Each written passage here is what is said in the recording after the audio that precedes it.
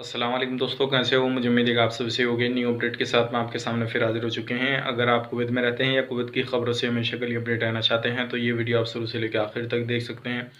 इस वीडियो के अंदर मैं आपको एक बड़ी खुशखबरी बताने वाला हूँ जो कि आपको जान लेना ज़रूरी है। फ़्लाइट के हवाले से, नॉर्मल फ़्लाइट के हवाले से बड़ी अपडेट आ चुकी है।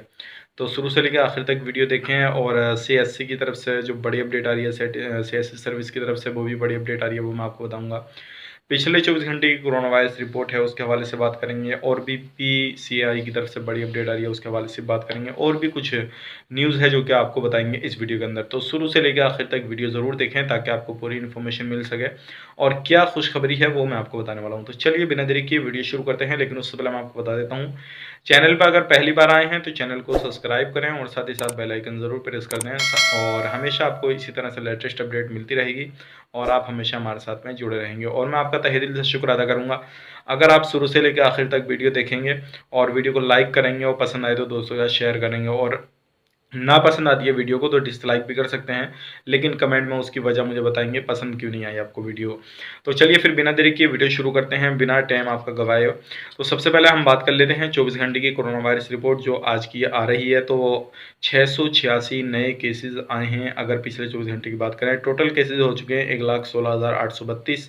9 बंदों की मौत हुई है। 9 बंदों की मौत काफ़ी ज़्यादा है अगर देखा जाए तो। टोटल जो मौत हो चुकी है वो 710 लोगों की हो चुकी है। 746 जो है रिकवरी हुई है। टोटल रिकवरी हो चुकी है 1,08,666 और 6,002 टेस्ट हुए हैं। अब बात करते हैं सीरियस की। और टोटल टेस्ट कितने हो चुके हैं? टोटल टेस्ट की बात करें 8,34,167 हो चुके हैं। और अभी भी जो सीरियस केस हैं वो हैं 133। और एक्टिव केस जो हॉस्पिटल के अंदर एडमिट हैं वो हैं 7,516। तो ये थी पिछले 24 घंटे की कोरोना वायरस रिपोर्ट। अब बात करते हैं जो बड़ी अपडेट निकल कर आ रही है कुवैत से, और ये इंटरनेशनल एयरपोर्ट के हवाले से है। लेकिन उससे पहले कुछ बड़ी अपडेट के बारे में बात करते हैं जो पीसीआई की तरफ से आ रही है अपडेट। और उसने बताया है कि 8 लाख से ज़्यादा 8,58,000 सिविल आईडी अभी तक जो है रेडी हो चुकी हैं, जिसमें कि कुवैती, नॉन कुवैती सभी सिविल आईडी हैं। अगर अभी आपका सिविल आईडी रिन्यूअल नहीं हुआ है और आपने नहीं कराया है तो आप सिविल आईडी जो है रिन्यूअल करा सकते हैं। ऑनलाइन अभी भी सर्विस चालू है। और रोज़ाना जो बात करते हैं तो 10,000 के करीब जो है हफ्ता में जो है सिविल आईडी रिन्यूअल की जाती हैं, जिसमें कि आप भी अपना सिविल आईडी जो है रिन्यूअल करा सकते हैं। तो बड़ी अपडेट थी, सोचा कि आप लोग तक शेयर की जाए ताकि आप लोग भी इस चीज़ का बेनिफिट ले सकें, चाहे कुवैत में हो या बाहर हो, किसी भी देश में। तो आप अपनी कंपनी कफिल से बात करके जो है सिविल आईडी ले सकते हैं और अपने डिलीवरी भी करवा सकते हैं अपने एड्रेस से। अब बढ़ते हैं अगली अपडेट की तरफ। जो अगली अपडेट आ रही है रेस्टोरेंट कैफ़े को लेकर आ रही है। अभी देखा जाता है कुवैत सरकार जो है नए नए रूल रेगुलेशन निकाल रही है और इसी दौरान इन चीज़ों को काफ़ी ज़्यादा लॉस हो रहा है। और इसमें जो सबसे ज़्यादा काम चलता है वो चलता है हुक्का का, पीने जो लोग आते हैं शीशा का काम चलता है। उसके दौरान उस चीज़ को देखते हुए काफ़ी ज़्यादा लॉस जो है इनके मालिक उठा रहे हैं। और हो सकता है अब कुवैत सरकार का इस पर भी कोई ना कोई फैसला नया आ जाए।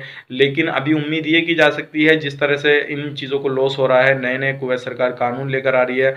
और ये सारी चीज़ें जो देखी जाएँ तो इस चीज़ से जो है कुवैत की इकोनॉमिक बहुत ज़्यादा डाउन हो जाएगी और बहुत ज़्यादा बेरोज़गारी कुवैत के अंदर पाई जाएगी। अगर इसी तरीके से ये काम होता रहा तो जितने भी अजनबी लोग हैं उनको निकालने का बंदोबस्त किया जा रहा है ज़्यादातर।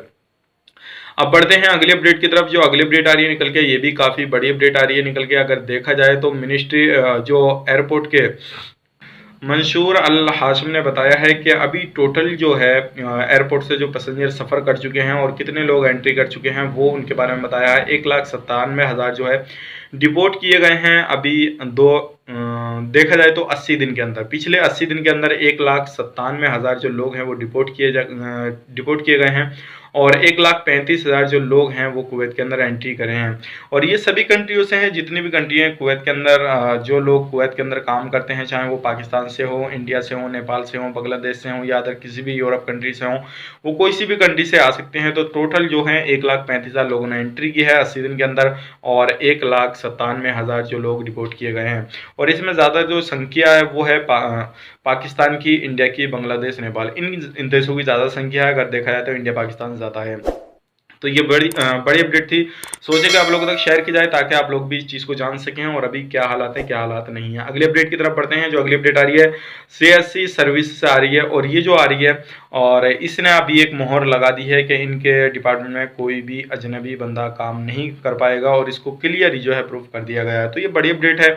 और जैसे कि आपको मालूम है अभी मिनिस्ट्री ऑफ ट्रेड में काफ़ी सारे अकाउंटेंट 51 अकाउंटेंट ऐसे पाए गए थे जो क्या उसके अंदर काम करते थे, और उन पे इल्ज़ाम आया था कि ये लोग जो थे, जो सब्सिडी का सामान था वो इधर आधर भेज रहे थे, यानी कि दूसरे देश दूसरी जगहों पे बेच रहे थे। तो इनका इल्ज़ाम जो है वो लगाया गया, उनकी जॉब को छीन लिया गया है और उनको रिपोर्ट कर दिया गया है। तो इस तरह से काफ़ी ज़्यादा चीज़ों को देखते हुए तो ये सारी चीज़ें जो सियासी सर्विस है, इसने भी जो है किसी भी तरह से वो नहीं अब अपने अंदर भर्ती करेगी, किसी भी डिपार्टमेंट में कोई भी बंदे को भर्ती नहीं करेगी जो अजनबी लोग हैं। अगर गवर्नमेंट भी उसमें अप्रूव कर दिया, किसी भी तरीके से रेफर कर दिया किसी भी बंदे को कि भाई इस बंदे को, अगर कोई बंदा भी उसके अंदर अप्लाई करता है तो उनकी एप्लीकेशन बिल्कुल पूरी तरह से रिजेक्ट कर दी जाएंगी। तो आप अब जो है उस डिपार्टमेंट में काम करने की उम्मीद छोड़ दीजिए, क्योंकि आप काफ़ी ज़्यादा जो है उस डिपार्टमेंट से उम्मीद उठा लीजिए।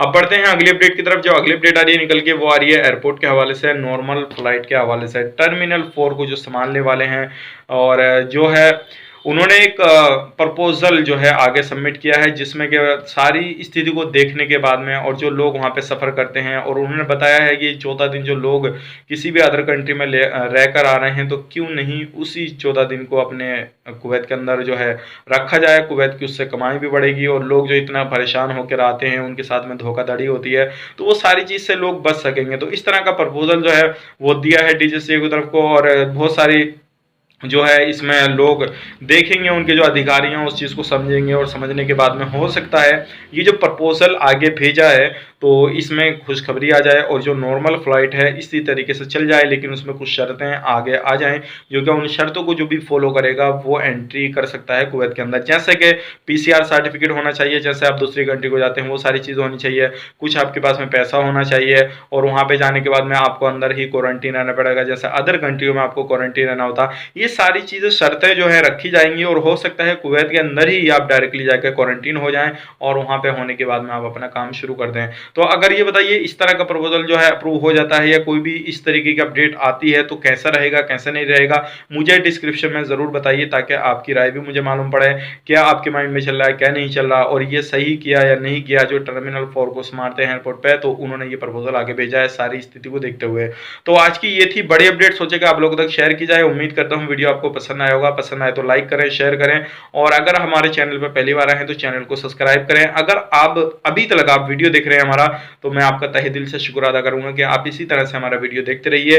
इंशाल्लाह मैं आपके लिए काफ़ी बेहतरीन जो इन्फॉर्मेशन लेकर आता रहूंगा, और जो आपके लिए काफ़ी ज़्यादा फायदेमंद हो और जो आपको नुकसान देने वाली हो वो चीज़ें भी मैं आपको बताऊंगा, ताकि आप लोग उन चीज़ों से बच सकें और हमेशा आप अपना फ़ायदा जो है। और मैं आपको बताना चाहूँगा, अगर इतनी लाइट तक आपने वीडियो देखा हमारा, मैं आपका तहे दिल से शुक्र अदा करूँगा। लेकिन एक अपडेट जो है काफ़ी बड़ी अपडेट आ रही है निकल के, और वो आपको जान लेना ज़रूरी है। उसका लिंक मैं आपको डिस्क्रिप्शन में प्रोवाइड कर दूंगा, तो आप उस वीडियो को ज़रूर जाकर देखें ताकि आपको मालूम हो सके क्या क्या हादसे दुनिया के अंदर हो रहे हैं और किस तरह का हादसा हुआ है, जो कि पूरी पार्किंग जो नीचे का एरिया रहता है जहाँ पे पार्किंग करते हैं गाड़ी वगैरह, वो पूरा नीचे को धंस गया, और अचानक से ये सारा जलजला सा एकदम से हो गया और वो पूरी बिल्डिंग जो नीचे को धंस गई। तो उसके हवाले से पूरी डिटेल्स में वीडियो बनाए रखी है, डिस्क्रिप्शन में आपको लिंक मिल जाएगा, तो जरूर वीडियो जाकर देखें कर सकें। तो चलिए, उम्मीद करता हूँ ये सारी चीज़ आपको समझ में आ गई। तो चलिए फिर मिलेंगे इस नेक्स्ट वीडियो में, तब तक के लिए आप अपना ख्याल रखें, अपनी फैमिली वालों का ख्याल रखें। Take care, bye bye.